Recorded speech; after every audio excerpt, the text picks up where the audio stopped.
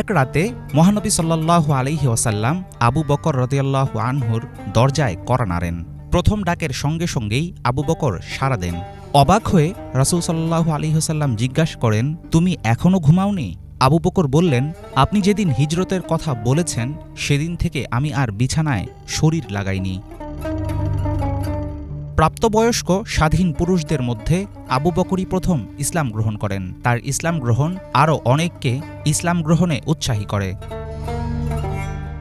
আবু বকর রাদিয়াল্লাহু আনহু ছিলেন রাসূল সাল্লাল্লাহু আলাইহি ওয়াসাল্লামের অকৃত্রিম বন্ধু। তার মেয়ে আয়েশার সঙ্গে মহানবীর বিয়ের ফলে তাদের সম্পর্ক আরও ঘনিষ্ঠ হয়ে ওঠে। মহানবীর প্রতি অকৃত্রিম বিশ্বাসের জন্য তাকে সিদ্দিক উপাধি প্রদান করা হয়। ৬৩০ খ্রিস্টাব্দে তাবুক অভিযানের সিদ্ধান্ত হলে মুহাম্মদ সাল্লাল্লাহু আলাইহি ওয়াসাল্লাম সাহাবীদের সাহায্যের হাত বাড়াতে বলেন। প্রিয় নবীর আহ্বানে সাড়া দিয়ে আবু বকর তাঁর সমস্ত সম্পদ দান করেন।